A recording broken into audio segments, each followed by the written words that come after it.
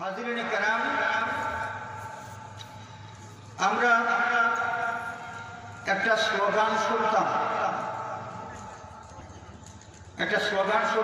আমরা ছোট্টবেলায়, যে ছেলে হোক মেয়ে হোক দুটি সন্তানই যথেষ্ট। এই স্লোগান ছিল সুখী সংসারের স্লোগান। অর্থাৎ এই স্লোগানের মাধ্যমে যেটা বোঝানো হতো, কোনো সংসার সুখের হতে হলে এই সংসারের বাসিন্দা যারা, এরা সুখে শান্তিতে জীবন যাপন করতে হলে তাদের সন্তানের সংখ্যা থাকা লাগবে দুইয়ের বেশি নয়। দুটি সন্তানই যথেষ্ট, এটা ছিল সুখী সংসারের একটা স্লোগান।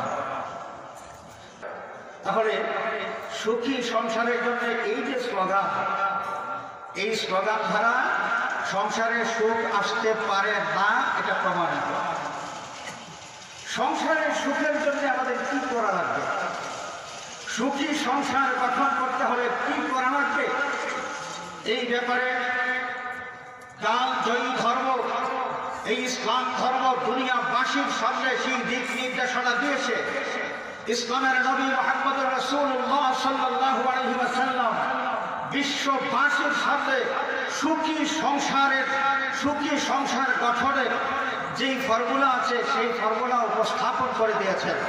আমরা ইসলামের অনুশাসন, ইসলামের নবী মুহাম্মদ সাল্লাল্লাহু আলাইহি ওয়াসাল্লামের দিক নির্দেশনা অনুযায়ী যত সুন্দর করে আমরা জীবন যাপন করতে পারবো, আমাদের সংসারগুলো তত সুখের হবে। সেখানে সন্তান একটা না দুইটা না পাঁচটা, এটা বড় কথা নয়।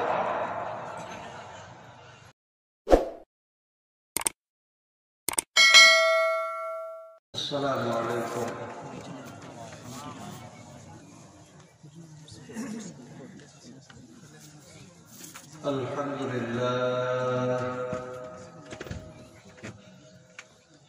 আলহামদুলিল্লাহ নাহমাদুহু ওয়া নাস্তাঈনুহু ওয়া নাস্তাগফিরুহু ওয়া নু'মিনু বিহি ওয়া নাতাওয়াক্কালু আলাইহি ওয়া না'উযু বিল্লাহি মিন শুরুরি আনফুসিনা ওয়া মিন সাইয়্যাতি আ'মালিনা। মান ইয়াহদিহিল্লাহু ফালা মুদিল্লা লাহু ওয়া মান ইউদ্লিল ফালা হাদিয়া লাহু। ওয়া নাশহাদু আন লা ইলাহা ইল্লাল্লাহু ওয়াহদাহু লা শারীকা লাহু। ওয়া নাশহাদু আন্না সাইয়্যিদানা ওয়া নাবিyyana ওয়া শাফি'ানা ওয়া হাবিবানা ওয়া ওয়াসিলাতানা ওয়া মাওলানা মুহাম্মাদান আবদুহু ওয়া রাসূলুহু সাল্লাল্লাহু আলাইহি ওয়া আলা আলিহি ওয়া আসহাবিহি ওয়া সাল্লামা তাসলিমান কাসীরান কাসীরা। أما بعد فقد قال الله عز وجل في كلامه القديم والفرقان الحميد: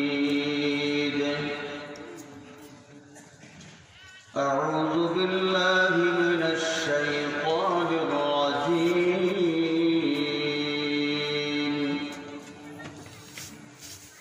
بسم الله الرحمن الرحيم.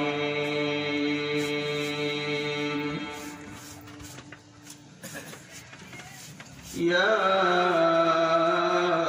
أيها الناس اتقوا ربكم الذي خلقكم من نفس واحدة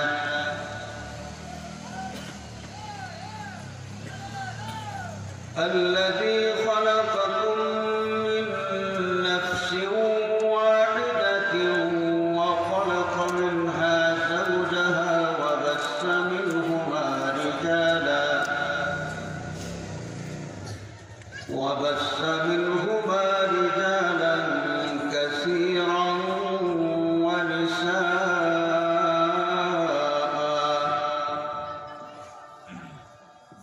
واتقوا الله الذي تساءلون به والأرحام إن الله كان عليكم رقيبا صدق الله العظيم وصدق رسوله النبي الأمين الحبيب الكريم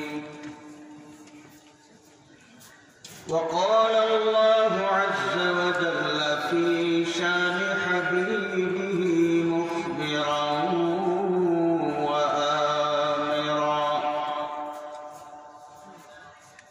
إن الله وملائكته يصلون على النبي يا أيها الذين آمنوا صلوا عليه وسلموا تسليما بسم الله والحمد لله الصلاة والسلام عليك يا رسول الله بسم الله والحمد لله الصلاة والسلام عليك يا رسول الله الصلاة والسلام عليك يا رسول الله الصلاة والسلام عليك يا حبيب الله الصلاة والسلام عليك يا رحمة للعالمين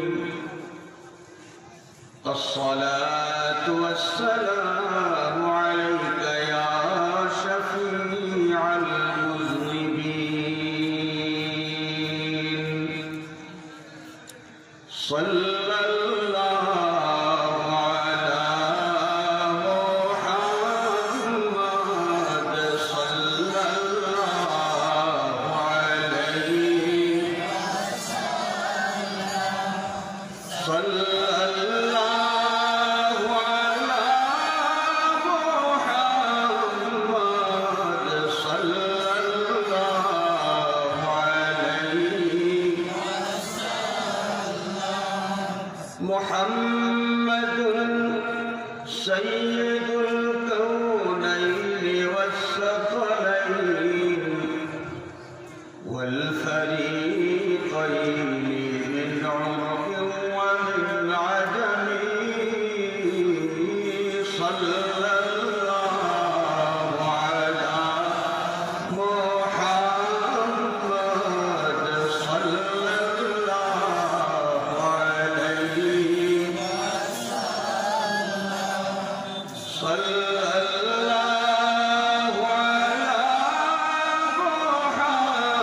محمد صلى الله عليه فوق النبيين في خلق وفي خلق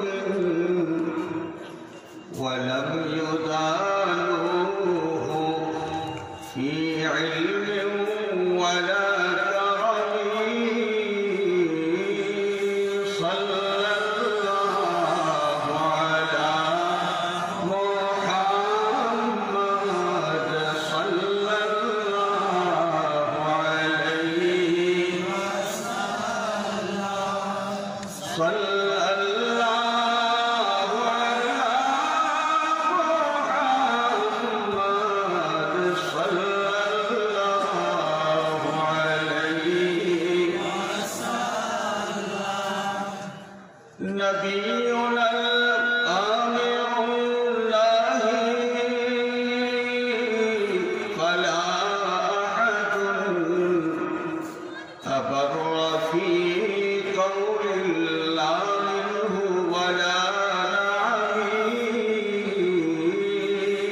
सल्लल्लाहु अला मुहम्मद सल्लल्लाहु अलैहि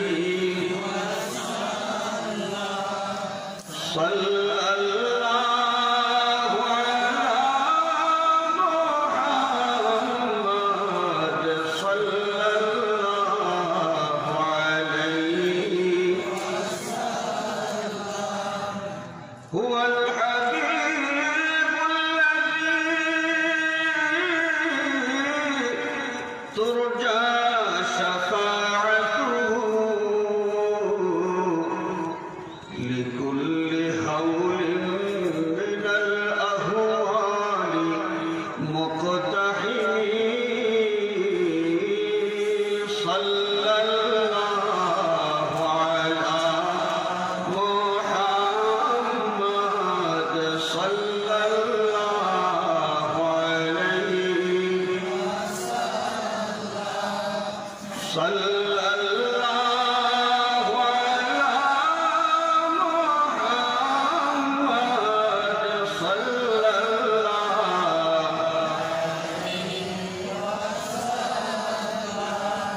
फमबलगुल इल्म फीही अन्नहु बशरुन व अन्नहु खैरु खल्क़िल्लाहि कुल्लिहिम सल्लल्लाहु अला मुहम्मद सल्लल्लाहु अलैहि वसल्लम सल्लल्लाहु अला मुहम्मद सल्लल्लाहु अलैहि बलगल उला बिकमालिही कशफत दुजा बिजमालिही हसनत जमीउ खिसालिही सल्लु अलैहि व आलिही या रहमतल लिल आलमीन अंत शफीउल मुज़निबीन अकरिम लना यौमल हज़ीन फज़लन व जूदन वल करमी बलगल उला बिकमालिही कशफत दुजा बिजमालिही हसनत जमीउ खिसालिही सल्लु अलैहि व आलिही सुब्हानक ला इल्म लना इल्ला मा अल्लमतना इन्नक अंतल अलीमुल हकीम रब्बि इश्रह ली सदरी व यस्सिर ली अमरी वहलुल उक़दतम मिन लिसानी यफ़क़हू क़ौली।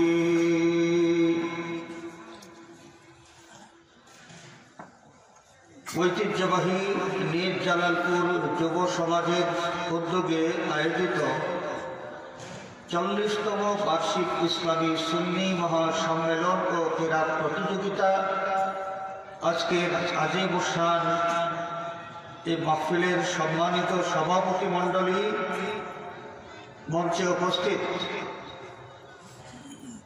ঐতিহ্যবাহী জালালপুর ইউনিয়ন পরিষদের স্বনামধন্য চেয়ারম্যান সাহেব, উপস্থিত ওলামায়ে আহলে সুন্নাত, শ্রদ্ধেয় মুরব্বিয়ান, আমার প্রাণপ্রিয় যুবক বন্ধুরা, সর্বস্তরের নবী প্রেমিক, ওলি প্রেমিক, বিরাদরানে ইসলাম, বিরাদরানে আহলে সুন্নাত,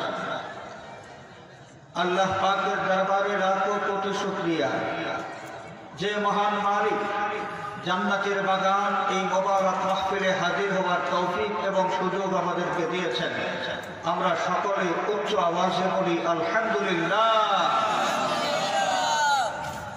আমি সর্বপ্রথম অন্তরের অন্তঃস্থল থেকে মোবারকবাদ জানাচ্ছি এই নিজ জালালপুরের যেই যুবক বন্ধুরা একটা জান্নাতের বাগান সুন্দরভাবে তৈরি করার জন্য কয়েকদিন যাবৎ নিরন্তর কঠোর পরিশ্রম করেছেন, অনেক দৌড়াদৌড়ি করেছেন। তাদের পরিশ্রমের ফলে সুন্দর জান্নাতের বাগান এই মোবারক মাহফিল সাজানো হয়েছে এবং এই মোবারক মাহফিলে বসার সুযোগ আমরা পেয়েছি। আল্লাহ রাব্বুল আলামিন এই যুবক ভাইদের হায়াতের মধ্যে যেন বরকত দান করেন, সবাই বলি আমিন। এই যুবকদের কাউকে আল্লাহ পাক বেকার বানাইয়া যেন না ফেরান, সবাই বলি আমিন।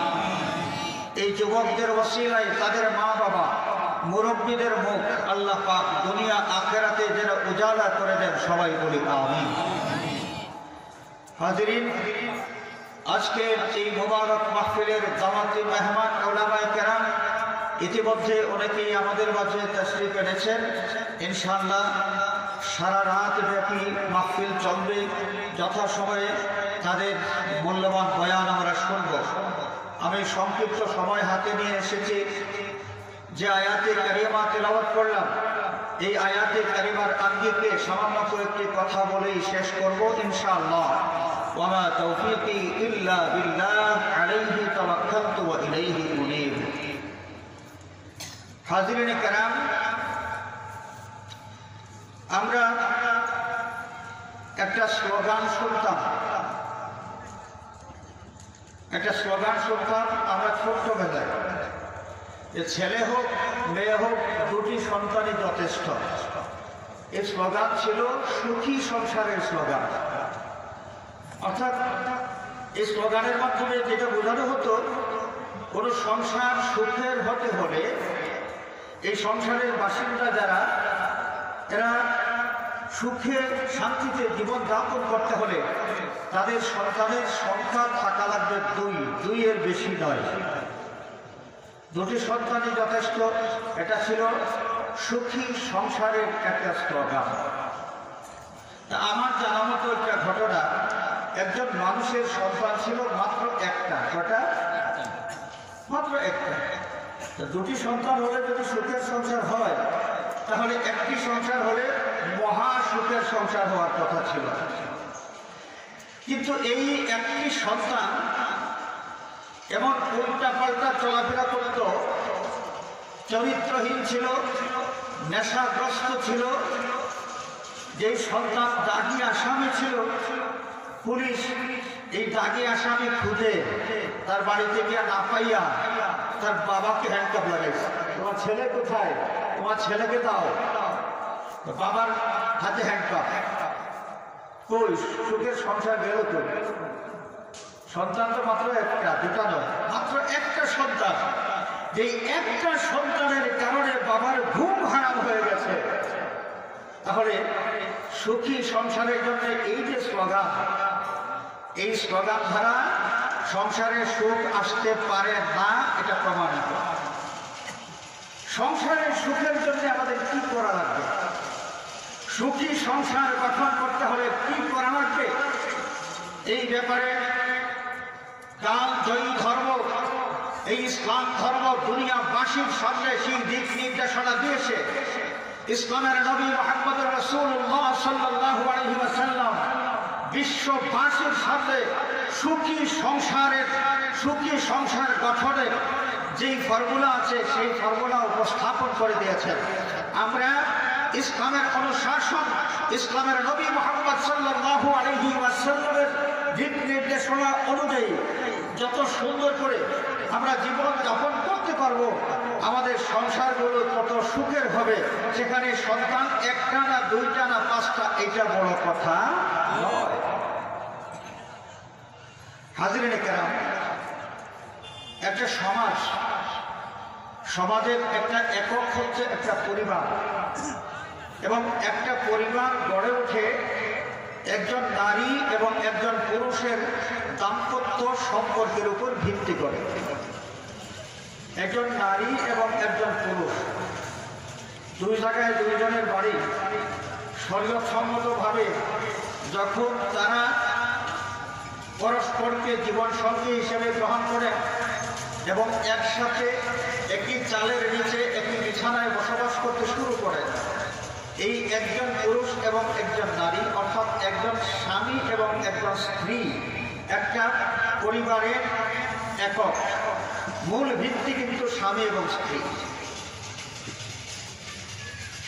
তো পরিবার যখন সুখের হবে, প্রত্যেকটি পরিবারের মধ্যে যখন সুখ থাকবে, এই পরিবারের সমন্বয়ে যে সমাজ হবে সেই সমাজটা হবে সুখ সমৃদ্ধ।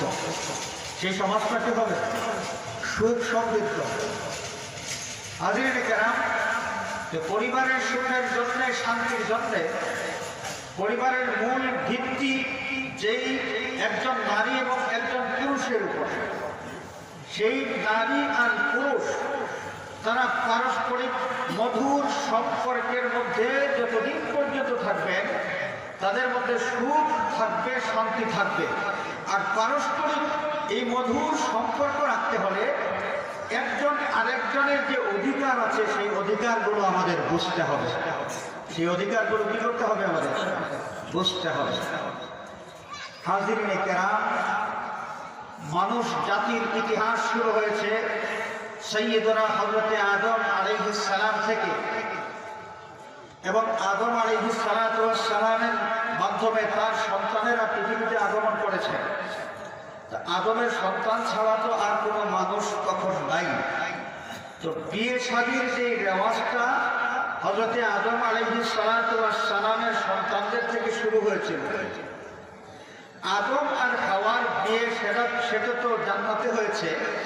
এই পৃথিবীতে বিয়ে শাদীর রেওয়াজ এটা শুরু হয়েছে আদম আলাইহিস সালামের সন্তানদের মধ্যেই, এবং তখন নিয়ম ছিল, আল্লাহ রাব্বুল আলামিন তার কুদরতের মহিমা প্রদর্শন করেছেন। তো হযরতে হাওয়া আলাইহিস সালামের গর্ভে একজন ছেলে একজন মেয়ে জোড়ায় জোড়ায় সন্তান দিয়েছেন, এক ছেলে এক মেয়ে। তো প্রতিটি জোড়ায় জোড়ায় এক ছেলে এক মেয়ে, তাদের বিয়ে শাদীর নিয়ম ছিল যে এক জোড়ার ছেলে অন্য জোড়ার মেয়ে, সেই জোড়ার ছেলে এই জোড়ার মেয়ে।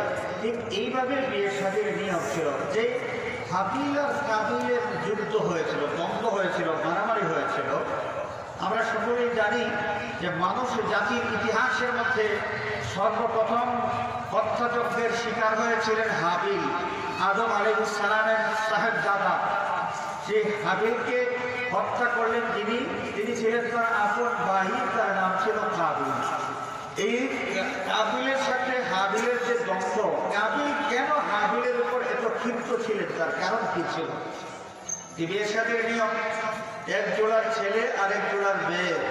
তো কাবিলের সাথে এই খন্ড থেকে তার যে বোন পৃথিবীতে আগমন করেছেন তার নাম হলো ইকলিমা। তার নাম কি? ইকলিমা। ইকলিমা এবং কাবিল একসাথে হযরতে হাওয়া আলাইহিস সালামের গর্ভের মধ্যে ছিলেন। এই ইকলিমা ছিলেন পরম সুন্দরী। আর বিয়ে শাদীর নিয়ম অনুসারে কাবিল যখন বিয়ে করবেন তার ভাগে ছিল আদম আলাইহিস সালামের কন্যা। অন্য জোড়ায় যে পৃথিবীতে আগমন করেছে তার নাম ছিল লাবুদা। সেই লাবুদা কিন্তু ইকলিমার মতো এত সুন্দরী ছিল না। তো কাবিল সে প্রতিজ্ঞা করলো, বিয়ে আমি করব যেহেতু ইকলিমাকেই আমার বিয়ে করতে হবে। অথচ ইকলিমা ছিলেন সেই নিয়ম অনুসারে হাবিলের জন্য বরাদ্দ। হাবিলের সাথে ইকলিমার বিয়ে হওয়ার কথা ছিল। কাবিল নাসুর বান্দা, ইকলিমাকে চাই। তো হাবিলের কাছে যখন কাবিল তার নিজের মনের কথাটা বললো যে ভাই আমি তো ইকলিমাকে বিয়ে করবো, হাবিল জবাব দিলেন এটা তো নিয়ম নয়, কারণ ইকলিমা তোমার সাথেই মায়ের গর্ভে ছিল, তাকে তো তুমি বিয়ে করতে পারো না, ইকলিমাকে তো আমি বিয়ে করবো। কাবিল ক্ষিপ্ত হয়ে গেলেন এবং শেষ পর্যন্ত হত্যাযজ্ঞ ঘটল। তাদের মধ্যে এই হত্যাকাণ্ডের আগে কিন্তু লটারি হয়েছিল। লটারিটা কিভাবে ছিল? তাওবার নিয়মে ছিল, কোরবানির নিয়মে। যার কোরবানি আল্লাহ রাব্বুল আলামিন কবুল করবেন, বোঝা যাবে তিনি একলিমাকে পাবেন। হাবিল আর কাবিল চুক্তিমতো দুইজন কোরবানি করলেন, একজন খাদ্যের স্তূপ, আরেকজন একটা মেষ কোরবানি করলেন, রাখলেন মাঠে। তো আসমান থেকে আগুন এসে যার কোরবানি জ্বালিয়ে দিবে, বোঝা গেল তার কোরবানি কবুল হয়েছে। এই ক্ষেত্রে হাবিলের কোরবানি কবুল হয়ে গিয়েছিল। তার মানে একলিমাকে কাবিল বিয়ে করবেন। যখন চূড়ান্ত ফয়সালা হয়ে গেল, তখনই ক্ষিপ্ত হয়ে গেলেন কাবিল, যে হাবিলকে দুনিয়া থেকে না উঠানো পর্যন্ত একলিমাকে পাওয়া যাবে না। তারপর তিনি হত্যা করলেন আপন ভাই হাবিলকে। এখানে লম্বা একটা ঘটনা। হাজরিনে কেরাম, সেই আদম সন্তানের তাদের নিজেদের মধ্যে বিয়ে শাদী, তারপরে থেকে যে মানব ও বংশের পরম্পরা, বংশের বিস্তৃতি ঘটেছে। আল্লাহ রাব্বুল আলামিন কোরআনে কারীমের মধ্যে একটা সূরা নাযিল করেছেন। আমরা জানি সেই বিখ্যাত সূরার নাম হচ্ছে সূরা আন-নিসা। সূরা আন-নিসা, নিসা মানে কি? ইমরাআতুনের বহুবচন হলো নিসা। নিসা মানে নারী জাতি। এখানে প্রাসঙ্গিকভাবে একটা কথা আমি বলতে চাই। মানব সভ্যতার ইতিহাসে এই নারী জাতির অবস্থান কেমন ছিল? ইসলামী সভ্যতার আগে এই পৃথিবীতে যত সভ্যতা ছিল, মিশরীয় সভ্যতা বলেন, সেই ভারতীয় সভ্যতা বলেন, চীনের সভ্যতা বলেন, আর ইউরোপীয় সভ্যতা বলেন, ইসলামী সভ্যতার আগে মানব সভ্যতা এই বিভিন্ন অঞ্চলে বিভিন্ন যুগে এগুলো ছিল। সেই সভ্যতাগুলোতে নারীর অবস্থান কেমন ছিল? সেই সভ্যতাগুলোর মধ্যে নারীর অবস্থান যদি আমরা একটু তালাশ করি, তাহলে আমরা দেখতে পাই, ইতিহাস থেকে প্রমাণ পাওয়া যায়, নারী জাতি যে আদম আলাইহিস সালাতু ওয়াস সালামের বংশধর, তারা মানব সমাজেরই সদস্য, এই ধরনের মূল্যায়ন তাদের ছিল না। নারী জাতিকে পুরুষেরা যখন যেভাবে ইচ্ছা গ্রহণ করত এবং যখন যেভাবে ইচ্ছা সেই নারীটাকে বের করে দিত তার ঘরের থেকে, তার কোনো অধিকারের কোনো হিসাব নিকাশ ছিল না। না ছিল বাবার বাড়িতে তার অধিকার, না ছিল স্বামীর বাড়িতে। ঠিক এইভাবে নারী জাতির দুরবস্থার করুণ ইতিহাস আমাদের চোখে ভাসে যখন আমরা ইসলামী সভ্যতার আগের সভ্যতাগুলোতে নারীর অবস্থান সম্পর্কে একটু পর্যালোচনা করি।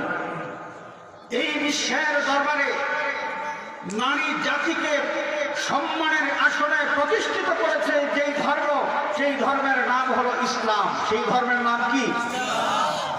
আজকে এই পৃথিবীতে নারীবাদী কিছু মানুষ আছে যারা নারীদের কথা বলতে গিয়ে, নারীদের অধিকারের কথা বলতে গিয়ে ইসলামকে খোঁচা না দিয়া কথা বলতে পারে না।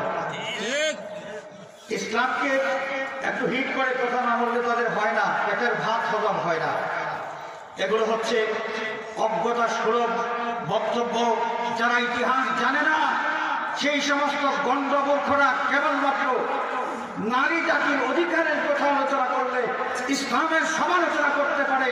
কিন্তু ইতিহাস যারা জানে, যাদের ইতিহাসের জ্ঞান আছে, বিভিন্ন সভ্যতায় নারীদের অবস্থান সম্পর্কে যাদের জ্ঞান আছে, এরা এই সত্যটা যদি স্বীকার করে তাহলে তাদের বক্তব্য থেকে এ কথা আসতেই হবে যে নারী জাতিকে সামাজিক জীব হিসেবে প্রতিষ্ঠিত করেছে যেই ধর্ম, সেই ধর্মের নাম হলো ইসলাম। চিৎকার করে বলি সুবহানাল্লাহ। হাজিরিনে কেরাম, সেই ইসলাম ধর্ম বিভিন্নভাবে নারী জাতির গুরুত্ব পৃথিবীর মানুষের সামনে তুলে ধরেছে। এর মধ্যে একটা প্রমাণ আমরা পাই, আল কোরআনুল কারীমের একটা সূরার নাম হচ্ছে আন-নিসা। আন-নিসা অর্থ হলো নারী জাতি।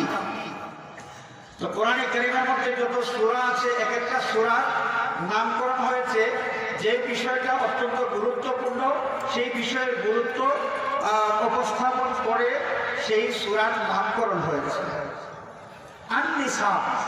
এই সূরার নামকরণ করা হয়েছে এমন একটা শব্দ দিয়ে, যেই শব্দের মধ্যে নারী জাতিকে আমরা পাই, এবং এই নারী জাতি ইসলামের আগে এক সময় অবহেলিত ছিল, বঞ্চিত ছিল, লাঞ্ছিত ছিল, শোষিত ছিল, নির্যাতিত ছিল।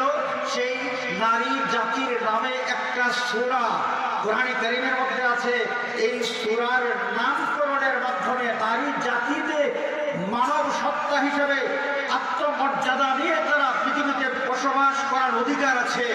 নারী জাতির সেই অধিকারের কথা বিশ্ববাসীকে জানিয়ে দিয়েছে ইসলাম ধর্মের আসমানি গ্রন্থ আল কুরআনুল কারীম। চিৎকার করে বলে সুবহানাল্লাহ।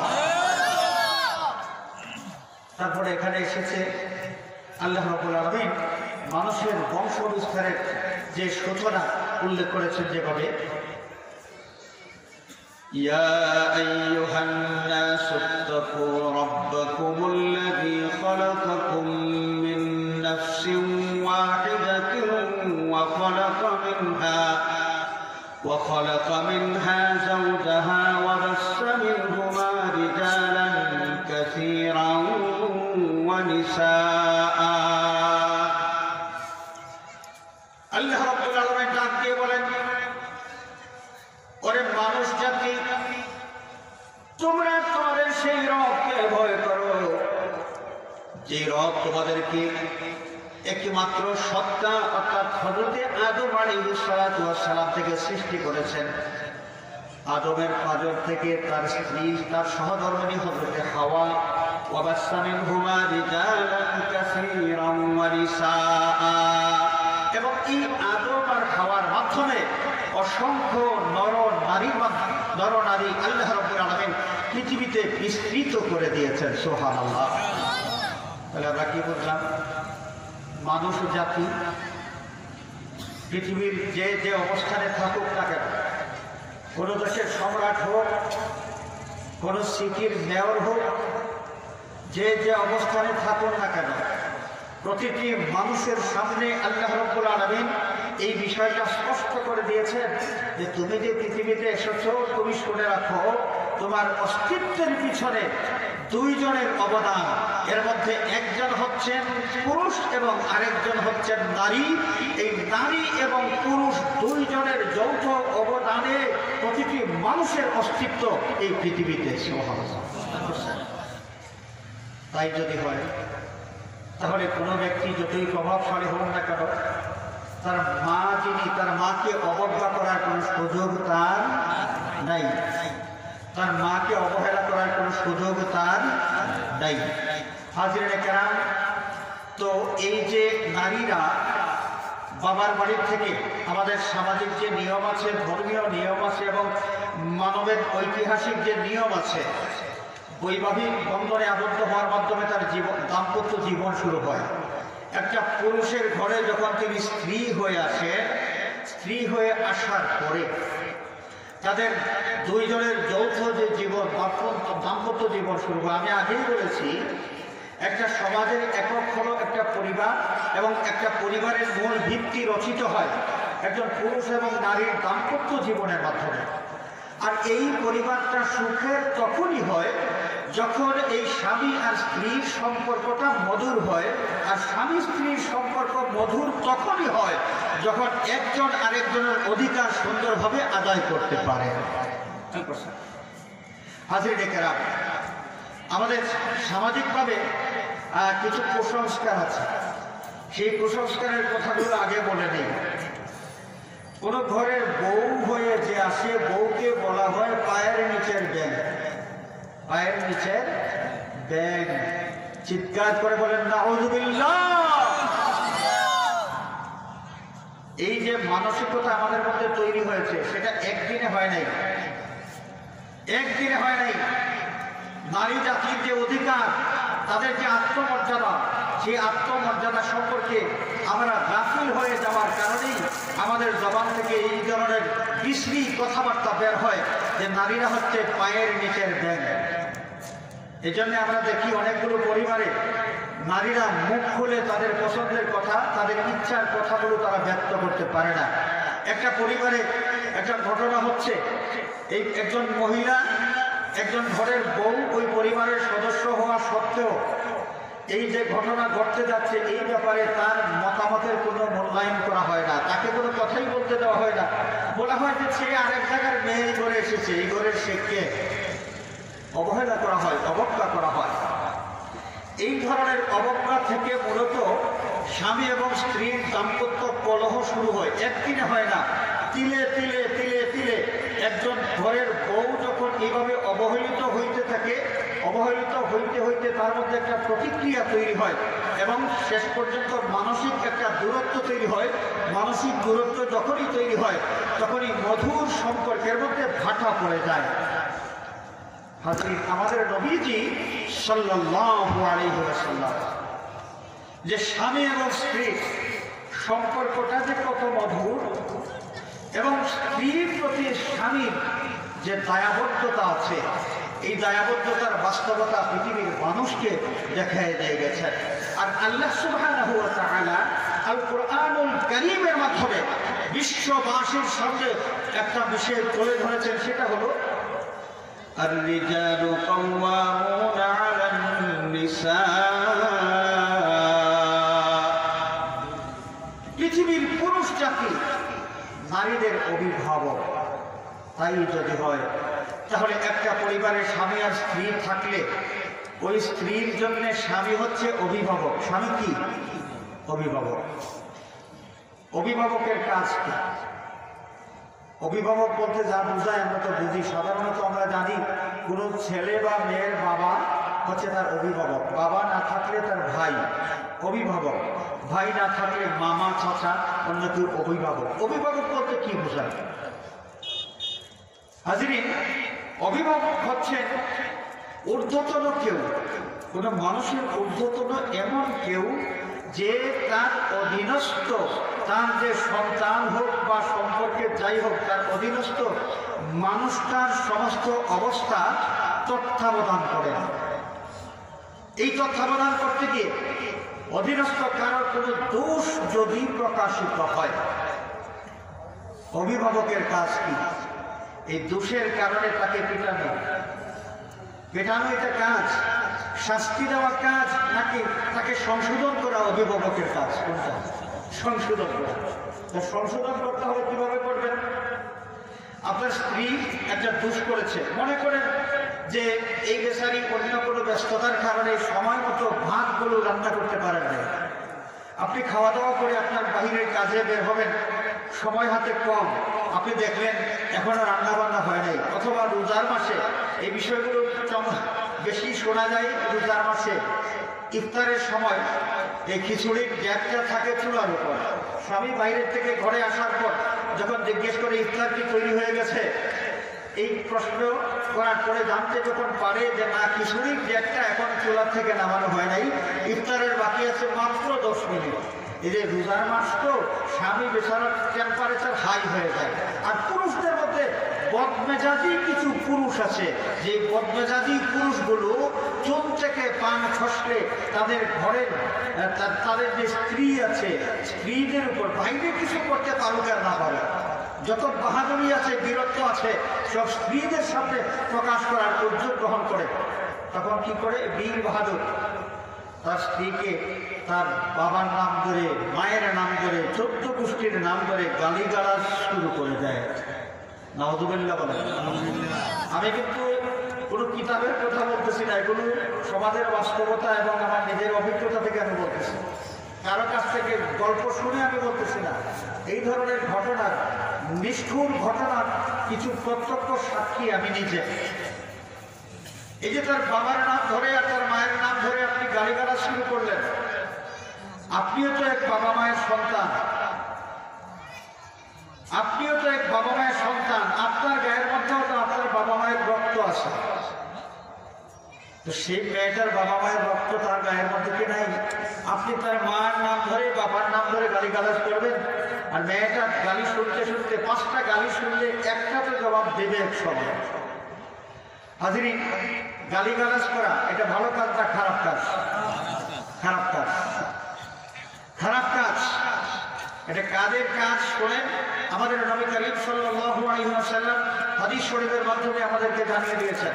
সহিহ বুখারী শরীফের হাদিস, মুসলিম শরীফের হাদিস, আরো বিভিন্ন হাদিস গ্রন্থের মধ্যে এসেছে রাসূলুল্লাহ সাল্লাল্লাহু আলাইহি ওয়াসাল্লাম ইরশাদ করেছেন, আরবাউন মান কুননা ফীহি কানা মুনাফিকান খালিসা।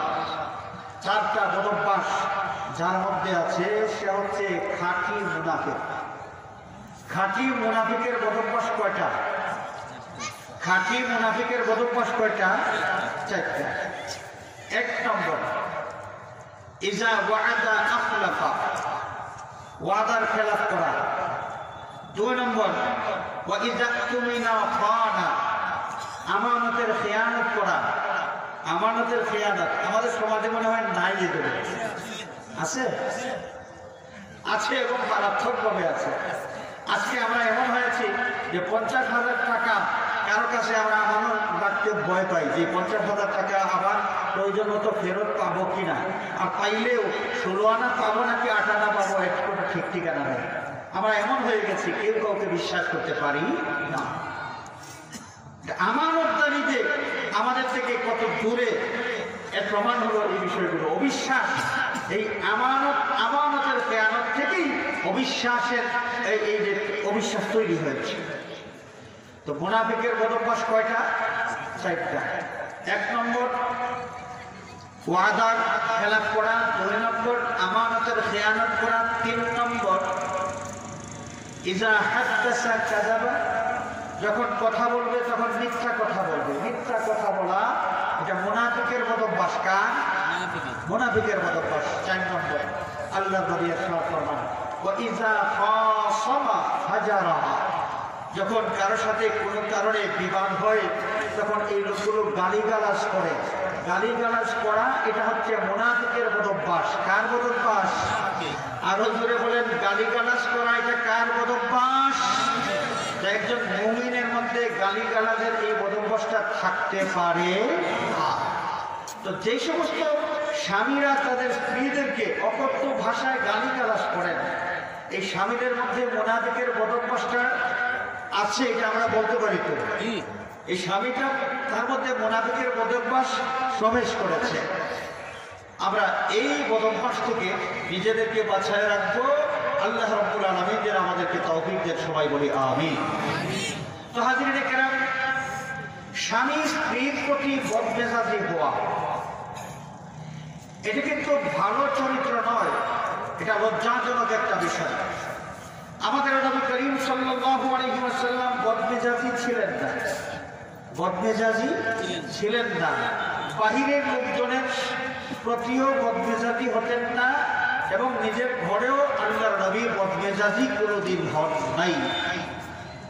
হুজুর পাক সাল্লাল্লাহু আলাইহি ওয়াসাল্লাম আমাদের আম্মা জান হযরতে আয়েশা সিদ্দিকা রাদিয়াল্লাহু তাআলা আনহাকে যখন স্ত্রী হিসেবে গ্রহণ করেন, তখন আয়েশার বয়স কত ছিল?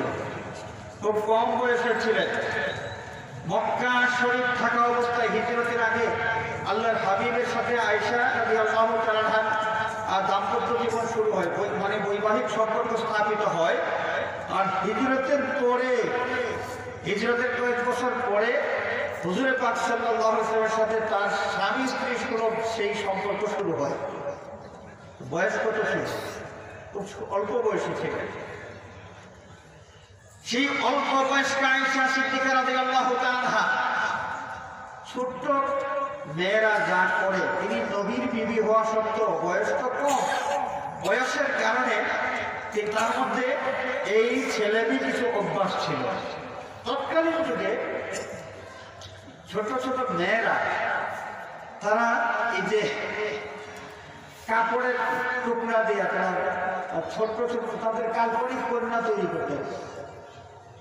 কাল্পনিক কন্যা, কাল্পনিক কন্যা ছোট্ট ছোট্ট কাপড়ের টুকরা দিয়ে হযরতে আয়েশা সিদ্দিকা রাদিয়াল্লাহু তাআলা আনহা করতেন। নবীর বিবি হওয়ার পরেও তিনি এগুলো করেছেন। একবার আল্লাহর হাবিব বাহিরের থেকে সফর থেকে আসার পরে যখন ঘরের মধ্যে প্রবেশ করবেন, তখন হযরতে আয়েশা সিদ্দিকা রাদিয়াল্লাহু তাআলা আনহা তার সঙ্গী, তার বয়সী অনেক মেয়ে যারা মদিনার বাসিন্দা, তাদেরকে নিয়ে তিনি খেলছিলেন। কিসের খেলা? এই যে কাপড় দিয়ে ছোট্ট কন্যা খেলা খেলছিলেন। আল্লাহর হাবিব যখন ঘরের মধ্যে তাশরীফ নিয়ে এসেছেন তখন থানাথানি করে হযরত আয়েশা সিদ্দিকা রাদিয়াল্লাহু তাআলা আনহা তাদের কাল্পনিক কন্যাগুলোকে কাপড় দিয়ে ঢেকে দিলেন এবং তার খেলার সাথী যে মেয়েগুলো তারা দৌড়াইয়া ঘর থেকে বের হয়ে গেলেন। আল্লাহ নবী সাল্লাল্লাহু আলাইহি ওয়াসাল্লাম তাদেরকে ডাক দিলেন। সুবহানাল্লাহ বলুন। যে ছোট্ট মেয়েরা হুজুরে পাক সাল্লাল্লাহু আলাইহি ওয়াসাল্লামকে দেখার পর তারা ভয় পেয়ে গিয়েছিলেন যে তারা খেলাধুলা করতেছেন, এর মধ্যে নবী করিম সাল্লাল্লাহু আলাইহি ওয়াসাল্লাম তাদেরকে যদি খেলাধুলা অবস্থায় দেখেন হয়তো রাগ করবেন। এই জন্য ভয়ে তারা দৌড়াইয়া ঘর থেকে বের হইতে শুরু করলেন আর আল্লাহ নবী ডাকতে শুরু করলেন, এই তোমরা কই যাও? আয়েশা সিদ্দিকা বললেন, তোমার সাথীদেরকে নিয়ে আসো, তোমরা যেভাবে যে কাজে ছিলে ওই কাজ করতে থাকো। সুবহানাল্লাহ। এখানে অনেকগুলো বিষয় আছে, এর মধ্যে একটা বিষয় আমি বলি। বর্তমানে আমাদের বাংলাদেশে যে ভাস্কর্য মূর্তি এই নিয়ে যে বিতর্ক, একটা চরম বিতর্ক, এক সময় টপ অফ দা কি জানি বলবো, টপ অফ দা কান্ট্রি, পুরো দেশব্যাপী এই একটাই আলোচনা ছিল ভাস্কর্য আর মূর্তি এক জিনিস নাকি ভিন্ন জিনিস, ভাস্কর্য তৈরি করা যায় কি না যায় এই ব্যাপারে নানান পক্ষে বিপক্ষে বিতর্ক আছে। তো অধিকাংশ ওলামায়ে কেরাম যে বক্তব্য দিয়েছেন ভাস্কর্য যা মূর্তিও তা। তো এই ব্যাপারে আমি কথা বলতে যাব না, কথা বলবো যারা এই মূর্তি তৈরি করার ব্যাপারে পক্ষে কথা বলে তারা হযরত আয়েশা সিদ্দিকা রাদিয়াল্লাহু তাআলা আনহা এই যে কন্যা খেলা এই নিয়ে দলিল দিয়ে এটা প্রমাণ করতে চান যে হযরত আয়েশা যদি কন্যা খেলতে পারেন তাহলে মূর্তি বানানো নাজায়েজ কেন হবে? তিনি তো কন্যা তৈরি করেছেন। আচ্ছা আপনারা বলুন যে কাপড়ের টুকরা দিয়া যদি গিলটা দিয়া কন্যা তৈরি করা হয়, আমাদের বাংলাদেশে আমি ছোটবেলায় দেখেছি আমাদের গ্রামাঞ্চলের মেয়েরা কিন্তু তাই করতে কন্যা খেলা। কোথায় এদের চোখ, কোথায় এদের মুখ, কোথায় এদের ঠোঁট, কোথায় দেহের অন্য অংশ কিছুই তো পরিষ্কার বোঝা যায় না। এই জন্যই আমি বলেছি কাল্পনিক কন্যা। হযরত আয়েশা সিদ্দিকা রাদিয়াল্লাহু তাআলা আনহা কাপড় দিয়ে যা তৈরি করতেন এগুলো ছিল কাল্পনিক কন্যা। দেখলে মানুষের যে পুরাটা দেহের কোন অংশের কোন বৈশিষ্ট্য কোন অবস্থায় আছে এর মধ্যে কিন্তু এগুলো ছিল না, এটা কাল্পনিক ছিল। তারা মনে করতেন এটা কন্যা, এটা হচ্ছে কনে, এটা হচ্ছে বর আর কনে, তারা মনে করতেন এই বিষয়টাকে কেন্দ্র করে এর উপর ভিত্তি করে মূর্তি তৈরি করার দলিল গ্রহণ করা, মূর্তি তৈরি করার বৈধতার দলিল গ্রহণ করা, এটা তো এর কোনো সুযোগ নেই। তারপরে আরেকটা বিষয় আছে, আমি প্রাসঙ্গিকভাবে বলছি, হযরত আয়েশা সিদ্দিকা রাদিয়াল্লাহু তাআলা আনহা যখন এই খেলাধুলা করতেন এবং আয়েশা একটা ইয়ে ছিল শোকেস যেটাকে আমরা বলি, আয়েশা রাদিয়াল্লাহু তাআলা একটা শোকেস ছিল, সেই শোকেসের মধ্যে একটা ঘোড়া ছিল। এটা কি ছিল? ঘোড়া। হুজুরে পাক সাল্লাল্লাহু আলাইহি ওয়াসাল্লাম একদিন আয়েশার ঘরে প্রবেশ করেছেন। আর একটা রেওয়ায়াত, হঠাৎ করে বাতাসের কারণে শোকেসের পর্দা সরে গিয়েছে। আয়েশা কিন্তু ওগুলো লুকায় রাখতেন, নবীজিকে দেখার সুযোগ দিতেন না। তো হঠাৎ করে বাতাসে যখন এই পর্দাটা সরাই ফেললো, আয়েশার শোকেসের মধ্যে রাখা সেই ঘোড়া দেখা যায়। নবীজি জিজ্ঞেস করলেন, আয়েশা এটা কি? আয়েশা সিদ্দিকা রাদিয়াল্লাহু তাআলা আনহা জবাব দিলেন, ইয়া রাসূলুল্লাহ এটা হচ্ছে ঘোড়া। ঘোড়া চাই, ঘোড়ার ডানা কেন? ঘোড়ার তো ডানা থাকে না, ডানা তো পাখির থাকে, ঘোড়ার তো থাকে না। তো তোমার এটা বোধহয় ডানা, এটা কেমন ঘোড়া? হযরত আয়েশা সিদ্দিকা রাদিয়াল্লাহু তাআলা আনহা জবাব দিলেন, ইয়া রাসূলুল্লাহ আপনি কি জানেন না নবী সুলাইমান আলাইহিস সালাতু ওয়াস সালামের যে দামি দামি ঘোড়া ছিল, সুলাইমান আলাইহিস সালামের দামি ঘোড়াগুলোর ডানা ছিল। এটা হচ্ছে শিশু মানুষ তো যেই তথ্য পেয়েছেন যেইভাবে তার জানা অনুসারে তিনি এই তথ্যটা বলতেছেন। হযরত সুলাইমান আলাইহিস সালামের ঘোড়ার আসলে কোনো ডানা ছিল না। সুলাইমান আলাইহিস সালামের ঘোড়া সম্পর্কে কোরআন শরীফ, হাদিস শরীফ, তাফসীরের কিতাব এগুলোতে যা পাওয়া যায়, ঘোড়াগুলোর মধ্যে কোনো ডানা ছিল না। ওই ঘোড়া আমরা যেভাবে ঘোড়া চিনি এইভাবেই ছিল, তবে তার ঘোড়াগুলো মানে বিশ্ববিখ্যাত ছিল, অনেক অনেক উঁচু মানের ছিল, ওনার মানসম্পন্ন ছিল, খুব দ্রুতগামী ছিল। কারণ তিনি তো গোটা পৃথিবীর বাদশা ছিলেন, খুব দ্রুত এক স্থান থেকে আরেক স্থানে যাওয়া আসা করার জন্য এই ঘোড়াগুলোর প্রয়োজন ছিল। ডানা ছিল না, কিন্তু পরবর্তীতে আল্লাহ রাব্বুল আলামিন তার জন্য আকাশের মেঘমালাকে পরিবহন হিসেবে ঘোড়ার অল্টারনেটিভ হিসেবে, যখন তিনি এই ঘোড়াগুলোর কারণে একদিন নামাজ পড়তে পারলেন না, গুসা করে ঘোড়াগুলোকে কোরবানি করে দিলেন, ঠ্যাং কেটে দিলেন। আল্লাহ রাব্বুল আলামিন খুশি হয়ে গেলেন যে সুলাইমান আমি আল্লাহর বন্দেগীকে প্রাধান্য দিতে গিয়ে তার দুনিয়ার সম্পদ এই ঘোড়াগুলোকে কোরবানি করেছেন। আল্লাহ পাক খুশি হইয়া হযরত সুলাইমান আলাইহিস সালামের জন্য এই আকাশের মেঘমালাকে তার বাহন বানাইয়া দিলেন। সুবহানাল্লাহ। গোটা বাহিনী নিয়ে সেই মেঘমালার উপর ভর করে তিনি পৃথিবীর যেখানে ইচ্ছা সেখানে যাওয়া আসা করতে পারতেন। তো হযরত আয়েশা সিদ্দিকা রাদিয়াল্লাহু তাআলা এই যে সুলাইমান আলাইহিস সালামের ঘোড়া বলে একটা ঘোড়া তৈরি করে তার শোকেসের মধ্যে রেখে দিয়েছেন, কি বোঝা গেল এটা একটা প্রতিমা, তিনি একটা ভাস্কর্য তিনি রাখলেন তার ঘরের মধ্যে। আসলে এটা কোন সময়কার ঘটনা? মুহাদ্দিসিনে কেরাম এই বিষয় নিয়ে গবেষণা করেছেন। গবেষণা করে তখন তারা যে তথ্য উদ্ঘাটন করেছেন সেটা হলো যে এই আয়েশা সিদ্দিকা রাদিয়াল্লাহু তাআলা আনহার ঘোড়া তৈরি করার এবং ঘোড়া নিয়ে খেলা করার যেই ঘটনাটা, তখনও এই যে ঘরের মধ্যে পুতুল রাখা এগুলো যাবে কি যাবে না এই ধরনের স্পষ্ট কোনো বিধান নাজিল হয় নাই। এই বিধান নাজিল হওয়ার আগে কিন্তু আয়েশা সিদ্দিকা রাদিয়াল্লাহু তাআলা আনহার খেলাধুলার এই ঘটনাগুলো ছিল। আমার কথা আসলে অনেক দূরে চলে গিয়েছে। আমি বলতে চাই হযরত আয়েশা সিদ্দিকা রাদিয়াল্লাহু তাআলা আনহা বয়স যদিও কম, কিন্তু তিনি বিশ্ব নবী, নবী কুলের সর্দার, কুল কায়নাতের মধ্যে শ্রেষ্ঠতম মর্যাদার অধিকারী, আল্লাহর বন্ধু মুহাম্মদ সাল্লাল্লাহু আলাইহি ওয়াসাল্লামের সহধর্মিণী, নবীজির বিবি। তিনি যখন এই ছেলে মানুষের খেলাধুলা করেন, আল্লাহর হাবিব এটা দেখে রাগ করতে পারতেন। নবীর বউ তুমি আবার এগুলো এই যে কন্যা খেলা কেন খেলবা, পুতুল খেলা কেন খেলবা? নবীজি রাগ করতে পারতেন, কিন্তু না, আল্লাহর নবী রাগ করে নাই, বরং হযরত আয়েশা সিদ্দিকা রাদিয়াল্লাহু তাআলা আনহা এই ঘটনাগুলো নিয়ে মজা করেছেন। সুবহানাল্লাহ। কেন করেছেন? আল্লাহর নবী হযরত আয়েশা সিদ্দিকা রাদিয়াল্লাহু তাআলা আনহার যে বয়স, সেই বয়সের দিকে খেয়াল করেছেন এবং নবীজি এটা জানেন আয়েশার যে বয়স, এই বয়সের সমাজের মেয়ে যারা আছে সেই মেয়েরা কিন্তু এগুলো করলে তারা আনন্দ পায়, মজা পায়। এই জন্য হুজুর পাক সাল্লাল্লাহু আলাইহি ওয়াসাল্লাম হযরত আয়েশা সিদ্দিকা রাদিয়াল্লাহু তাআলা আনহাকে ধমক দেন নাই, এখানে বদমেজাজি হন নাই। আমরা যারা বউ ঘরে আনি, আমাদের মনে রাখতে হবে মেয়েদের বয়স এমনিতেই স্বামীদের চাইতে 5-7-10 বছর কম থাকে।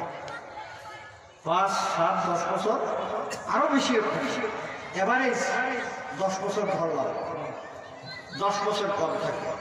যে মেয়েটা আপনার ঘরে এই পরিবারের সদস্য হিসেবে তার অবস্থান করেছে, সেই মেয়েটা ঘরের বউ হলেও তার বয়স কিন্তু স্বামীর চাইতে 10 বছর কম। এবং এই তার স্বামীর মা এবং বাবা যদি চিন্তা থাকেন, তাদের মনে রাখা দরকার তাদের যে ছেলেকে তারা বিয়ে করিয়ে পুত্রবধূ করে এনেছেন, তাদের ছেলের চাইতে এই মেয়ের বয়স 10 বছর কম। তো নিজেরা নিজেদের এই বয়সী একজন মেয়ে নিজেদের মেয়ের প্রতি যদি তাকায়, তাহলে দেখবে নিজের মেয়েরা কিন্তু অনেক উল্টাপাল্টা কাজ করে, বয়স কম হিসেবে উল্টাপাল্টা কাজ করে। নিজের মেয়ে যখন করে এটা সহ্য করা যায়, কিন্তু অন্য ঘর থেকে একটা মেয়ে যখন তার ঘরে আসে, এই মেয়ের বয়স তারা বিচার করতে চান না। অনেক শ্বশুর এবং শাশুড়ি, বিশেষ করে অনেক স্বামী এখানে কঠোর হয়ে যান, নিষ্ঠুর হয়ে যান। এই মেয়ের বয়স বিচার করেন না, উল্টা পাল্টা একটু কিছু হইলেই এই বউটাকে খোসা দেওয়া শুরু করেন, কঠোর ভাষায় গালিগালাজ করতে শুরু করেন। আমরা কি এইভাবে করবো? করা উচিত? আমাদের নবীজি এটা আমাদেরকে শিখায় যাবে। হাজরিনে কেরাম, ঘরের একজন বউ, একজন স্বামীর উপর তার যে অধিকার আছে, এই অধিকারের মধ্যে একটা অধিকার আল্লাহ রাব্বুল আলামিন পৃথিবীর সমস্ত পুরুষকে স্ত্রীদের অভিভাবক হিসেবে সার্টিফিকেট দিয়েছেন। অতএব এই ঘরের বউ তার স্বামীকে তার অভিভাবক হিসেবে পেয়েছে। তার অধিকার হলো সে যদি কোনো ভুল করে, কোনো দোষ করে, তার স্বামী অভিভাবক হিসেবে তাকে সংশোধন করবেন, তাকে শাস্তি দেবেন না, তার উপর অত্যাচার করবেন না, জুলুম করবেন না, তাকে আসামের মতো তার সাথে ব্যবহার করবেন না। বড় একজন স্বামী তার স্ত্রীর অভিভাবক হিসেবে স্ত্রীর ভুলগুলো ধরিয়ে সংশোধন করে দেওয়ার জন্য তিনি চেষ্টা করবেন। সুবহানাল্লাহ। এটা হচ্ছে ইসলামের দিক নির্দেশনা। আর যদি অন্য ধর্মের দিকে আমরা, অন্য যে সভ্যতা আছে, সংস্কৃতি আছে, এগুলোর দিকে যদি আমরা তাকাই, তাহলে আমরা দেখবো এই যে স্ত্রীদেরকে তারা মানুষই মনে করে না, স্ত্রীদেরকে মানুষই মনে করে না। এটা এই পরিচয় দিয়েছে বিশ্বের দরবারে, এই বিষয়টা স্পষ্ট করে দিয়েছে ইসলাম। সুবহানাল্লাহ। বিদায় হজ্জের ভাষণে আমাদের নবী পাক সাল্লাল্লাহু আলাইহি ওয়াসাল্লাম উম্মতের জন্য গুরুত্বপূর্ণ অনেক নসিহত করেছেন, অনেক ওয়াজ করেছেন। সেই বিদায় হজ্জের ভাষণে আমাদের নবী পাক সাল্লাল্লাহু আলাইহি ওয়াসাল্লাম স্বামী এবং স্ত্রীদের ব্যাপারে স্পষ্ট করে যে বক্তব্য দিলেন, আল্লাহ নবী স্বামীদের উদ্দেশ্যে বললেন, ওরে স্বামীরা তোমরা শোনো, তোমাদের স্ত্রী যারা আছে, তোমাদের স্ত্রীর হক তোমাদের উপর আছে, সেই হকগুলো তোমরা সঠিকভাবে আদায় করতে হবে। আর দুনিয়ার স্ত্রী তোমরা শোনো, তোমাদের স্বামীদের হক তোমাদের উপর আছে, স্বামীদের হকগুলো তোমরা সুন্দরভাবে আদায় করতে হবে।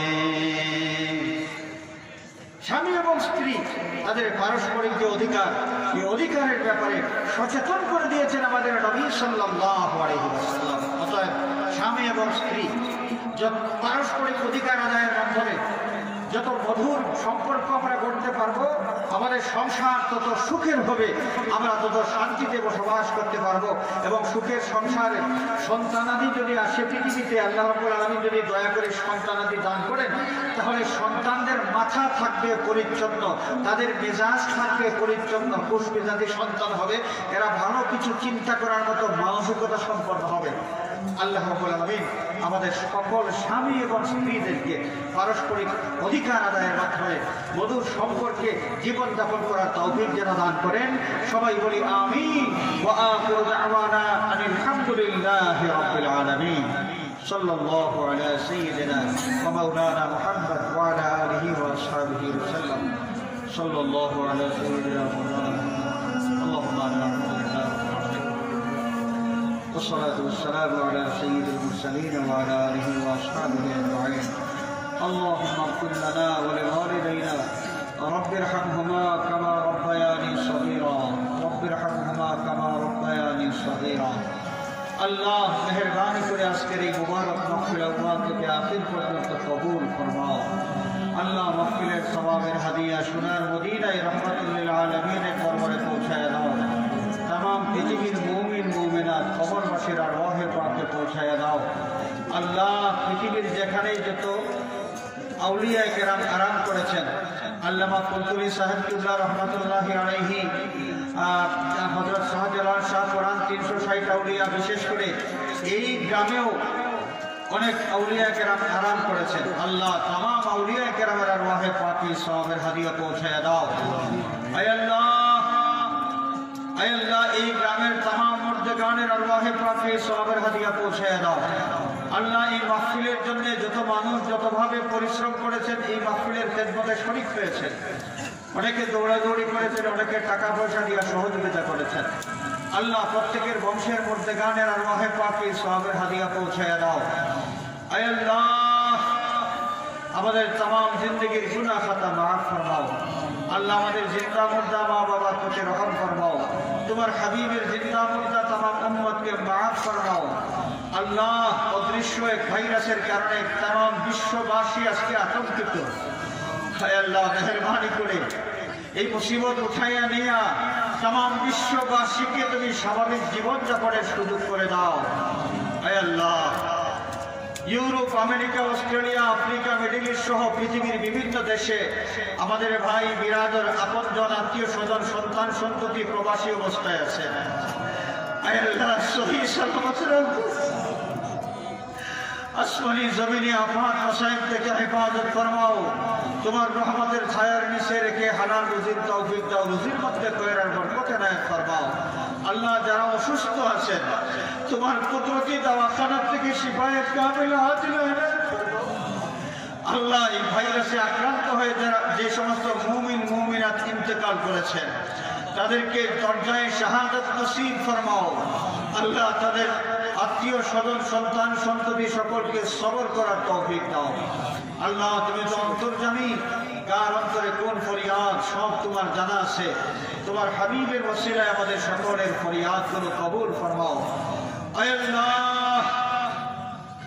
আল্লাহ বাংলাদেশের উপর রহমতের নজর ফরমাও এই জমিন থেকে গজবের ছায়া সরাইয়া রহমত তার বরকত নাযিল ফরমাও আল্লাহ আমাদের প্রিয় মাতৃভূমি এই জন্মভূমিকে तमाम ফিতনা থেকে তুমি হেফাজত ফরমাও সাল্লাল্লাহু আলা সাইয়্যিদিনা ওয়া মাওলানা মুহাম্মাদিন ওয়া আলিহি ওয়া আসহাবিহি আজমাইন والحمد لله رب العالمين آمين السلام عليكم